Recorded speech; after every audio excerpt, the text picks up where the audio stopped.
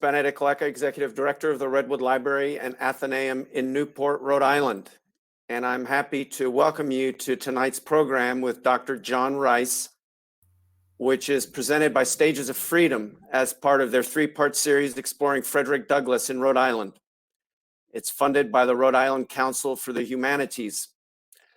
Founded by Ray Rickman and Rob Dimmick, Stages of Freedom, the award-winning Providence-based nonprofit, builds bridges of understanding by celebrating Rhode Island African-American history through exhibits, lectures, walking tours, and conferences, and uses these events to raise awareness for and funds for Swim Empowerment, which teaches Black youth how to swim.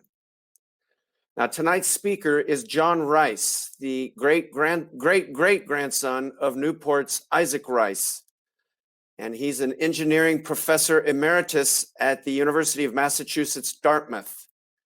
He will share tonight for us the thrilling story of his family's special friendship with Douglass and explore Douglass's association with the nation's premier caterer and civil rights activist, Newport's George T. Downing. Now, you're going to be invited to ask questions using the Ask a Question button at the bottom of your screen, or by submitting it in the Say Something Nice box at the far right. And after his talk, I will read some of them out and he can answer them and we can have a friendly discussion. If you're having difficulty with the sound of any kind, please go to the top right of your screen, click the Help button, and then Audio Compatibility to solve any issue, or use headphones.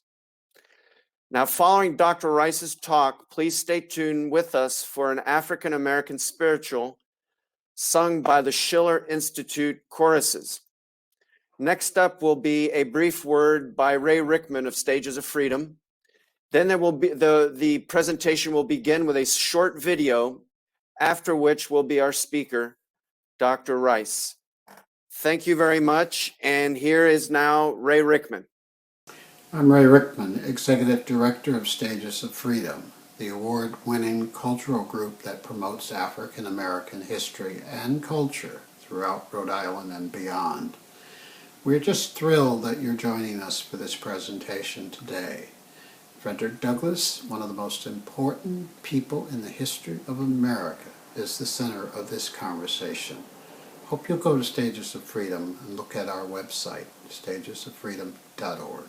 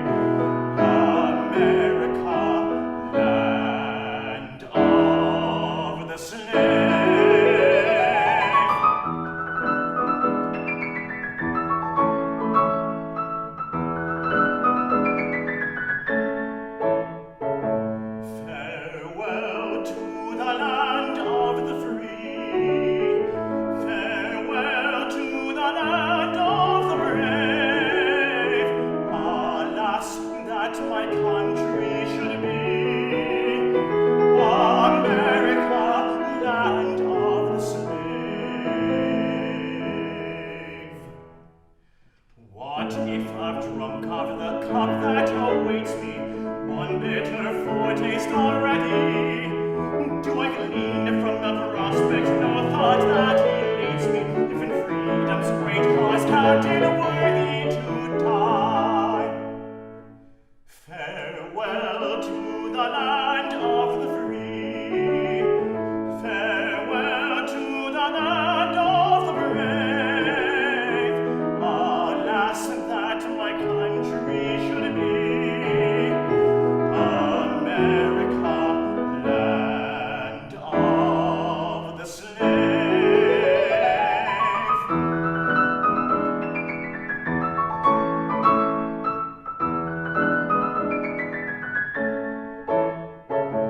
Farewell to the land of the free.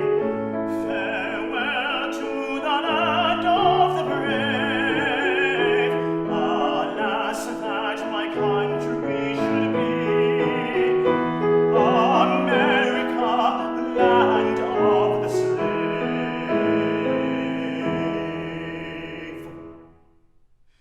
Give me then, friends, the weapon that's wielded best in the cause I have sworn to uphold. I will fight until my foe shall have yielded, or the years of my sojourn on earth have been told. Farewell to the land of the free. Farewell to the land of the brave.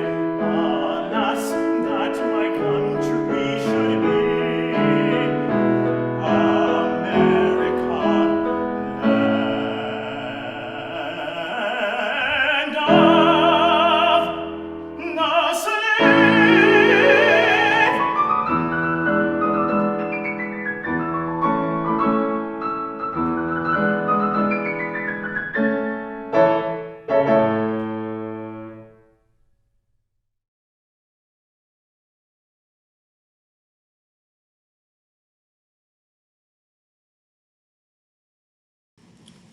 Good evening, and thank you for attending this talk about Frederick Douglass and his Newport connections.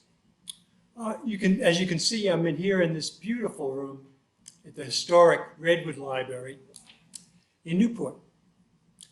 I would like to thank Mr. Ray Rickman, Mr. Rob Demick, and the Stages of Freedom, and also Dr. Benedict Lika and his staff at the Redwood Library here for organizing this talk. Before I begin the talk, let me give a few words about my family connection to the Redwood Library. My grandfather, Harry Bonner Rice, was a custodian here for nearly a half a century. He started working here in 1914, and he retired in 1962. So I'm feeling his spirit in this building.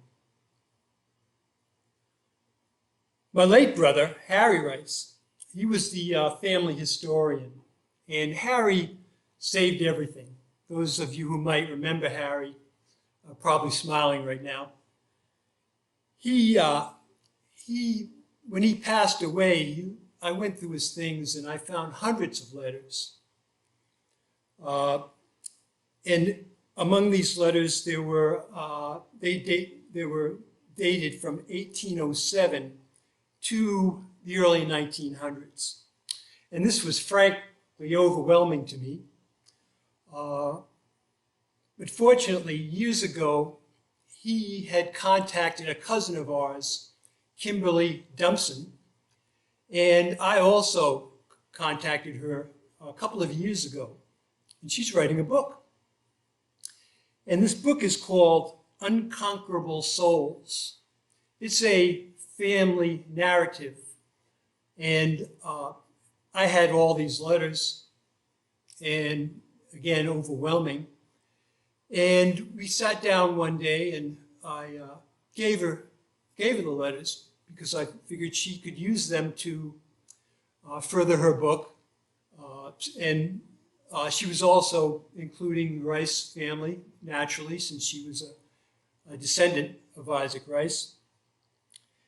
And When she went through these letters, she found notable abolitionists, such as Frederick Douglass, William Cooper Nell, George T. Downing, and also lawyer Robert Morris.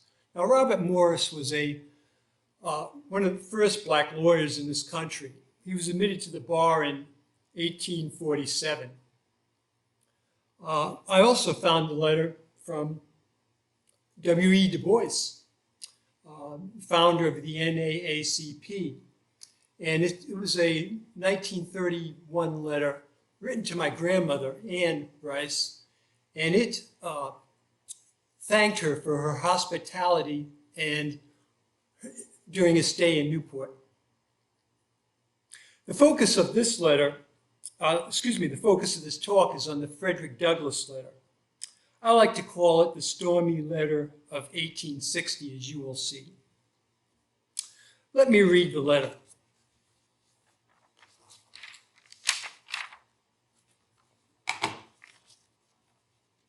Now, this letter, you may not be able to make out the words, so let me go ahead and read it to you. It reads, Rochester, December 22nd, 1860. My dear friend, I am, as you will see from my date at home, the life of a lecturer is in these times stormy, as well as wearing. And well as I am cared for when I fall into kind hands like yours, I am still glad to reach my own home and fireside and hide away from the public platform. My old friends did not manage matters well for me when in New Bedford. Had your lamented husband been alive, I could not have been placed under a bushel. The intention was good, but the management bad. Tell Mr. Rice that I have been amusing my boys with his riddle. None have guessed it. Thanks for your kindness, your friend, Fred Douglass, to Mrs. Remington. The four characters in the letter have Newport in common. One was born in Newport, one spent most of his life here, and the other two were frequent visitors. Now, I don't know if you can see at the top of the letter, the date is 1860 and it's underlined. Also, the word stormy in the letter, even though it's in the middle of the sentence, it has a capital S. Therefore, I like to call this the stormy letter of 1860, as you will see. So let's investigate the four characters. I'd like to start with Frederick Douglass. And he's the author of the letter. He was born in Maryland in 1818 into slavery and died in 1895. Now, how would I describe Douglass? Well, a friend of mine, Everett Hoagland, sent me a poem that I think captures the spirit of Douglass. So let me read the poem. The title is Frederick Douglass, and it's written by Robert Hayden. When it is finally ours, this freedom, this liberty, this beautiful and terrible thing, needful to humankind as the air, usable as earth, when it belongs to all, when it is truly instinct, brain matter, diastole, systole, reflex action, when it is finally won, when it is more than the gaudy mumbo-jumbo of politicians, this man, this Douglass, this former slave, this Negro beaten to his knees, exiled, visioning a world where none is lonely, none haunted, alien, This man, superb in love and logic, this man shall be remembered. Oh, not with statues' rhetoric, not with legends and poems and wreaths of bronze alone, but with the lives grown out of his life, the lives fleshing his dream of the beautiful, needful thing. Now, Douglass could also be inspirational as a poet with his famous 4th of July speech on July 5th, 1852. Douglass's first encounter with Newport was when he escaped the plantation in Maryland in 1838. He got on the Underground Railroad. He dressed as a sailor. He made his way by boat to New York. Once in New York, his wife-to-be, joined him. And he made connections in the Underground Railroad and was given names of abolitionists and Underground Railroad folks in Newport and New Bedford. So he got on a boat again. He came to Newport Harbor. There he waited for a stagecoach at the Newport Wharf area. Took the stagecoach up through Middletown, Portsmouth. In the Park Ave, Hummocks Ave area, he took the bridge across to Tiverton and then on to New Bedford. Now, in the letter, notice dated December 22nd, 1860, and he's describing his life as stormy and weary. This was significant for the following reasons. About a year before the letter, the U.S. government was after him as a co-conspirator with John Brown of Harper's Ferry fame. This was a failed effort by John Brown. He had a plot. He wanted to have runaway slaves, a revolt, and meet him in the mountains of Virginia, and he would supply him with weapons. Now, Douglass knew John Brown, and they were friends. Douglass generally liked the idea, but the idea of taking on the U.S. government and going into the raid the arsenal at Harper's Ferry and stealing weapons, that was, to him, seemed like a suicide mission. So he did support him. He raised, people gave donations and he would give them to Brown. Brown stayed at his house in Rochester. But it was a failed plan. And Brown was hung in December of 1859, 1 year before the letter. But the government, they considered Douglass to be a co-conspirator. So just like when he was a young man in his 20s, fleeing as a fugitive on the Underground Railroad, now he becomes a fugitive again. But this time he's got great connections with the Underground Railroad. So he leaves Rochester, New York, goes up through Canada, and then he's off to England in exile. In December of 1859, the U.S. newspapers are reporting that he's in exile in England. It's getting stormy.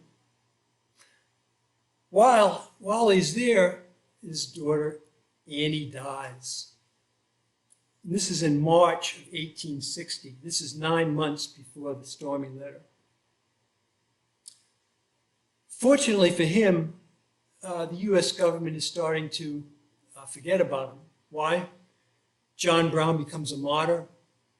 The election of 1860 is using up the news cycles. And Douglass is distraught. His daughter is dead.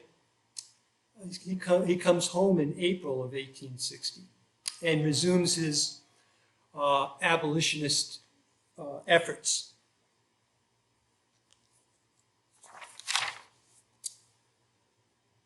Sound stormy? This is all during the year before the letter was written. Let's fast forward to December 3rd, 1860. This is 3 weeks before the letter. Douglass attempts to give a lecture at the Tremont Temple in Boston. It's John Brown is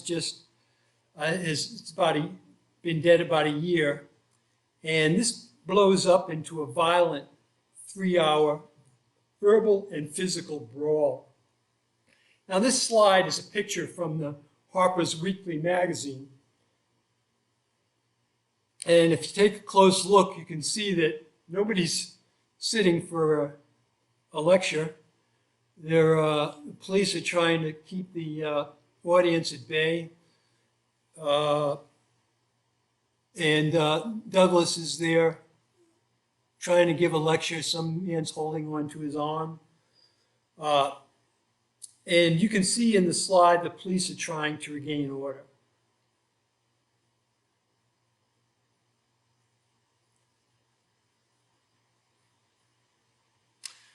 During the melee, it was reported that Douglass had to fight his way to the stage to give a speech. But there would be no speeches that day. It was just a back and forth between the hecklers and him. Once on stage, he responded verbally. For example, he said to one heckler, and I quote, "If I were a slave driver and had a hold of that man for 5 minutes, I would let more daylight through his skin than ever got there before." Here we go. That spark ignited a rush to the stage with cheers and combatants thrown about. Is it stormy enough for you yet? No? Well, there's more. The ultimate storm is brewing, the Civil War. A secession convention met in South Carolina regarding the November election of President Abraham Lincoln, who ran on a platform of opposition to the expansion of slavery. On December 20th, 1860, just 2 days before the letter, the convention issued a proclamation, and I quote, "The Union now subsisting between South Carolina and other states under the name of the United States of America is hereby dissolved." The Civil War would start in 4 months with the attack on Fort Sumter in Carolina, South Carolina. I think you can see now why Douglass is feeling stormy and weary in the letter.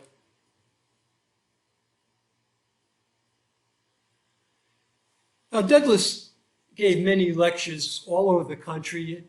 At his peak, he was giving over 100 lectures a year, sometimes 2 or 3 a day.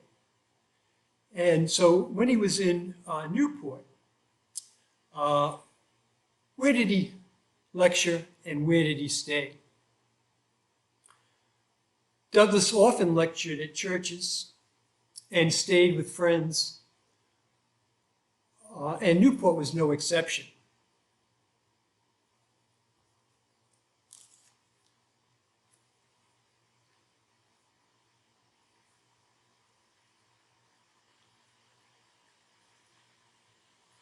Around 1860, Douglass spoke at the Union Congregational Church on 49 Division Street. It's still there.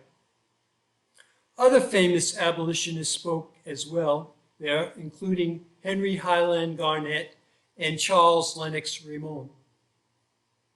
Douglass, Garnett, and Remington all stayed with Isaac Rice at 23 Thomas Street at one time or another. Now this is the slide. You can see the house at 23 Thomas Street. This is looking from the south end of the building. The house was also stationed on the Underground Railroad, and continues to remain in the Rice family for 7 generations over 2 centuries. The original house, circa 1810, is about half the size, starting from the left end to about 4 feet past the door. It's made of a post and beam construction. Now, looking at an addition was added around the mid-1800s, and you can see it here from the north end of the building. This is a flounder house shape with a bloom frame construction. Douglass was reported to have stayed there at other times, including a visit to Newport in 1843, when he spoke for the Massachusetts Anti-Slavery Society. So that takes care of the author of the letter. How about the recipient? This is Mary Rice Remington, the recipient of the letter, and her, as the letter says, lamented husband, Henry O. Remington, in the letter. I do not know the child's name. Now, Mary was born in Newport on Friday, April 25th, 1818, at 4:30 p.m. And this is as a daughter of Isaac and Sarah Ann Rice. She died in 1888 in New Bedford. Now, why do I give that birthday to the minute? Well, her father, Isaac, kept great records. I have the records, and he kept accurate records of births and deaths of all his children and relatives. And to the minute. Why? Probably, my guess is he probably did that because of the fact that most slaves were never given the courtesy of knowing when they were born. Mary married Henry O. Remington in 1842. He was born in Jamestown in 1817. Notice that Mary, Henry, and Douglass were all born around the same time, 1817, 1818. Henry became a soap merchant in New Bedford, and he organized lectures for Douglass. For example, he was the chief marshal for the 1st of August celebrations held annually in New Bedford, and that honored the emancipation of slaves from the British West Indies. One particular August 1st event in 1853, Remington had Douglass come and speak. But Henry got caught up in that storm of 1860. He dies of lockjaw in New Bedford in November 22nd, 1860. This is 1 month before the Douglass letter. Now, the 1850s was very active in the fight over slavery. Pro-slavery forces supported the Fugitive Slave Act, the Supreme Court Dred Scott decision, and the failed colonization movement. This is when Henry and Mary were most active in the abolitionist movement. For example, this is the Fugitive Slave Act. This was a federal law that punished anyone for aiding a runaway slave. If you were caught aiding, providing shelter or food to a runaway slave, you could be fined $1,000 and fined $1,000 and spend 6 months in jail. Now, in 1850, $1,000 is a lot of money. In today's value, that's about $30,000. What happened to the centuries-old habeas corpus? Here you see a petition in 1851. Henry and Mary submitted this to the Massachusetts Senate and House of Representatives, urging them to support the repeal of the Fugitive Slave Act. As you can see, they're the first to sign it. There are The signatures are there in bold at the top of the petition. And this petition is housed at Harvard University. The Massachusetts legislature did pass a law in 1855 calling for the removal of any state official who aided in the return of runaway slaves. U.S. Congress did not repeal the act until 1864. Now, in 1854, Henry was elected president of the Massachusetts State Council. I mentioned letters earlier from William Cooper Nell, George Downing, and Robert Morris. Those letters were written around this time. They were all members. The council held state and national conventions and advocated for several issues of the time, including slavery, education, condemnation of the Fugitive Slave Law, Dred Scott decision, and the colonization movement. The Dred Scott decision was a 7-2 Supreme Court ruling that said free blacks or slaves were never intended to be citizens under the Constitution. And the colonization movement was an attempt to return free blacks back to Africa. In other words, free blacks were finished using you, so go away. This failed movement was seen by most blacks, especially abolitionists, as an attempt to expel them from the country, and they wanted to stay and fight the system. Newport is on this council, included George Downing, Isaac Rice, and Ruth Rice Remington. Ruth is Mary's sister and married into the abolitionist Remington family. The last person in the letter is Isaac Rice, and he's the riddle author and the father of the recipient of the letter, Mary. Isaac was a sailor early in his life. We have letters from him on working sailing ships from Cuba and Russia. He later became a businessman. He had a landscaping business, planted many trees that are around Newport, particularly in the Truro Park. And he had a catering business on Cotton Court. Cotton Court is off of Thames Street, just near Trinity Church. He ran the Underground Railroad at 23 Thomas Street, and he and his wife, Sarah Ann Connor Rice, they had 8 children. The oldest was Mary. Now, Newport was on the front lines of the abolitionist movement. On the pro-slavery side, you had the wealthy plantation owners from the South who come to Newport for the nice weather, and they aligned themselves with the wealthy rum makers and slave traders of the day.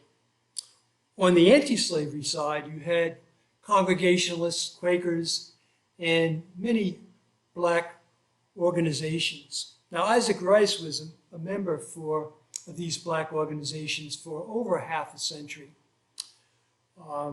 Some of these organizations include the African Benevolent Society, which started in 1808 and went to 1844. This was a society formed to educate black folks. They built a school. And this was the first black school that was administered or funded by a predominantly black organization. It was located on the corner of, southwest corner of Mary and Division Streets. It was disbanded in 1844 when Newport took over the task of educating black folks in a black segregated school. Isaac served, according to the minutes of the society, Isaac served on several roles. He was elected secretary, he served on the board of directors, and he served in several committees. Another organization Isaac was involved in was the Union Church. This started in 1824. This was a community church. No particular denomination. It said ministers didn't have to have any particular denomination. And Isaac was on a committee to purchase land and to build a building. And this occurred on the southwest corner of Division and Church Street. When that building got too small, they moved to 49 Division Street and built another church, and this became the Union Congregational Church in 1844. And in 1963, the church merged. It merged with the United Congregational Church on Pelham Street. Now, I was a member of of the Union Congregational Church and later the United Congregational Church. And as a teenager at that point, I remember the membership dwindling, and it got to the point where they had to press me into playing the piano. Now that's a bad situation. If you've ever heard me play the piano, and I certainly hope I didn't lead to the church's demise. Isaac was also a member of the Newport Anti-Slavery Society from 1836 to 1841, and he was a distributor for the popular abolitionist newspaper, The Liberator. I would be remiss if I left out George T. Downing, although he was not mentioned in the letter. You can see in this slide, Downing is sitting in the front row. He's in the center. He's there with his family. He was born in 1819 in New York and was a successful businessman. He had hotels in Newport, New York, Washington, D.C. And notably, Downing and Douglass were friends, and they went on lectures together. And at one point, they led a delegation, Douglass and Downing, to meet with President Andrew Johnson in 1866 in the White House. Downing led off the meeting, stating they would demand the right for the black vote. Johnson opposed this idea. In fact, he wanted to send free blacks back to Africa under the colonization movement. At this point, slavery was abolished and blacks were free. And but former slave owners had used the blacks. They had no more use for them, and they wanted the franchise issue to go away. Douglass and Johnson had a heated exchange. President Johnson argued that there would be a race war if Africans were given the right to vote, while Douglass stood his ground on the franchise question. But that didn't change Johnson's mind. But at least it exposed his policies to the American public. Douglass and Downing would go on to lobby Congress and for the black vote, which was finally granted in 1870 with the 15th Amendment. Downing had a summer business in Newport, made it his home. But he also got caught up in that 1860 storm. He built a luxurious hotel at the Seagrid Hotel, and this was on the corner of Downing and Bellevue Avenue. About a week, but burnt to the ground, about a week before the letter and rumblings of the Civil War. The Chicago Tribune reported the fire as supposed work of an arsonist. The origins of the fire were never known, but many folks believe that it was in retaliation for his advocacy of civil rights. He considered his new home in Newport, and he died here in 1903. Now let me end this talk with a bit of older family history. I've looked through the list of attendees, and I've noticed there were lots of descendants of Isaac Rice. And so let me go back a generation or two and talk about some of the slaves that are in the family and who were later set free. For example, Isaac Rice's mother, she would be my third great-grandmother. Her maiden name is Yami or Yama. Her first husband is Charles Rice. He's my third great-grandfather. And her second husband is Caesar Bonner. Ruth's parents were Phyllis and Bristol Yama. They were both born slaves in Rhode Island, but bought their own freedom. That would make them my fourth great-grandparents. I don't know Bristol's birthday, but he died in 1794.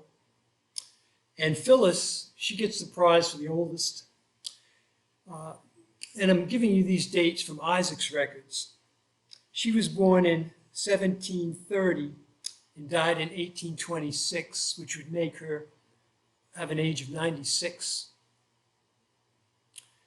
Now, Bristol Yama was quite accomplished. He and John Kwame were the first black students to attend what is now Princeton University. Starting as a slave, buying his freedom, ending up in college. That's perseverance, persistence. Caesar Bonner, he and his wife Ruth built a house at 23 Thomas Street. He's Isaac's stepfather. And he had a bakery business and sold baked goods in the Newport Wharf area. He was a slave owned by Philip Allwood in London, England, but was living in Jamaica. Around 1807, he was set free by Allwood's will and given 20 pounds sterling. From there, he connects to the lawyer John Meehan in Jamaica, and they both end up in Newport together. Caesar and his wife, Ruth, buy the land from John Meehan, and that's actually where the house at 23 Thomas Street was bought around that time. Newport's Abraham Casey. He's the grandfather of Isaac Rice's wife, Sarah Ann Rice. That would make him my fourth great-grandfather. According to Isaac's records, he died on Monday, December 22nd, 1817. No birth date was given, so he might have been born a slave. Now, Bristol Yami, Caesar Bonner, and Abraham Casey were members of the African Union Society, which existed from 1780 to 1808. It's the oldest black cultural society in the country. It was a solidarity and self-help organization. The first meeting of the society was held at the home of Abraham Casey on 11th Street. Let me conclude this talk. What we can learn from history is sustainable best practices. Lately, we have experienced many folks concerned about what's in it for me rather than what's in it for us. What I have learned from researching this history is that Newport's African descendants were able to act individually as well as form coalitions among themselves and with white Quakers and Congregationalists to overcome racist obstacles presented by the what's in it for me folks profiting off the slave trade. Perhaps this is a lesson for us to see what can be accomplished by individual acts of kindness and uniting among our groups and ultimately together to address current issues such as systematic racism, climate change, mass shootings, disease, and income inequality. This concludes my talk, and thank you for attending. I will now answer a few questions that you may have.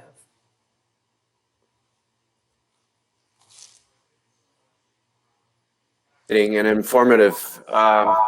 Amazing 200-year history is just fascinating. I'm going to click on a few of the questions that have come in since then, the beginning. Will this presentation be videotaped? Yes, it will be, and you can find it on the Redwood YouTube channel. Let's see. Is the statue of Douglass shown in the slide in Rochester, New York, the one that was torn down several weeks ago? I'm not sure if Dr. Rice knows that Could one. you repeat the question? Is the statue of Douglass shown in the slide in Rochester, New York, the one that was torn down a few weeks ago? I don't know. Okay, Slide that let's we- move on. Yeah. Let's see. Hello, Dr. Rice. I'm your direct next door neighbor at 66 William Street at the corner of William Street and 23 Thomas Street. I can see 23 Thomas out the window right now. How many days would you estimate the remarkable Frederick Douglass spent at 23 Thomas Street? How would you characterize his reception in Newport? Thank you very much, William C. Bill Reeves. Yes, well, I wasn't there, but I'm sure he was, knowing my family, I'm sure it was hospitable and he stayed as long as he wanted to. In terms of the church, I've got most of that information from the Charles Battle history that was written in the 1930s. It mentions that that he stayed there, and he stayed at the house on Thomas Street. And he spoke at the church, Union Congregational Church on Division Street.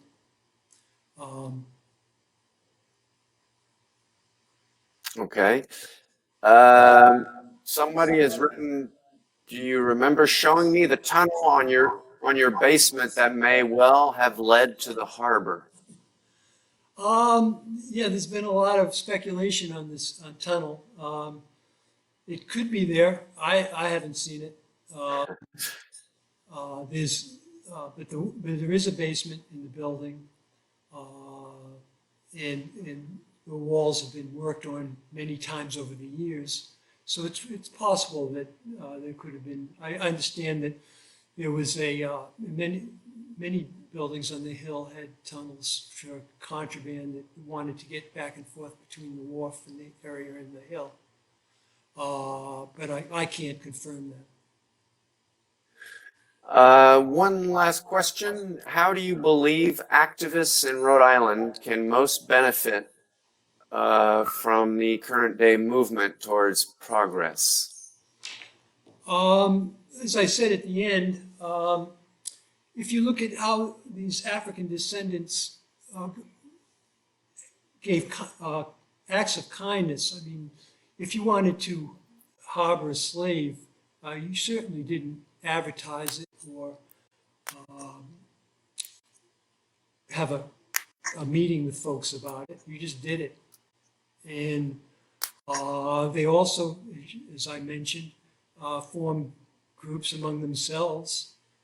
They had organizations and by themselves, but they also formed coalitions with Quakers and Congregationalists, white folks, to further the movement. And I think we can take some lessons from that with acts of kindness by ourselves. I recently saw that we just had an election, and everybody's praising the turnout. It's only 65%. To me, it's an individual act that everyone can do. Now, how long does it take to mail in a ballot? It did it maybe in an hour. So I think the activists of today need to take some lessons and work together. There's many issues that need to be addressed. Someone asked if any of the Rice family or any other of Frederick Douglass's relatives are they buried in the Newport Common Burying Ground? There's lots of races around. I was saying earlier that I noticed the list, and my Isaac had 8 children, and one of his children was George Rice, who was my great-grandfather, and he had 9 children. So there's got to be a lot of races throughout the Rhode Island, and many are buried. The cemeteries on Farewell Street, where my grandfather and great-grandfather were buried. And Isaac himself is buried in New Bedford with his daughter Mary. But I know there's across the street in the cemetery, there's other Rices there. Okay. All over the cemeteries. Maybe we'll end with a comment by Olivia. Grandma Doris would be so proud of you, Cousin Johnny. She showed me so much of this in Newport. Hugs from Atlanta. Oh, wow, thank you. Okay, everyone, I want to thank you, Dr. Rice, for a fascinating talk, and thank you so much for bringing this important history to life for us this evening. And I want to thank everyone that is currently viewing. Please note that our next virtual lecture will be next Monday, November 23rd at 6 p.m. It will be live from London with Randall Charlton, who will explore the secrets of the Mayflower II. As always, registration is online. For all of you currently watching, if you have not joined the Redwood Library, go ahead and make the leap. If you happen to look at this program further or again on our YouTube channel, if you Google Redwood, you end up on the YouTube channel. By all means, subscribe. That'd be very helpful to us. And now, as we close out tonight's program, we have an inspirational spiritual sung by the Schiller Institute choruses. Thank you, everyone, and thank you to Dr. Rice. Thank you so much.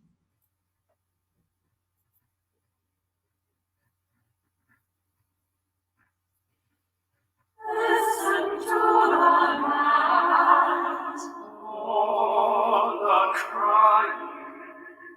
Listen to the lambs, all the crying. Listen to the lambs, all the crying, all the crying.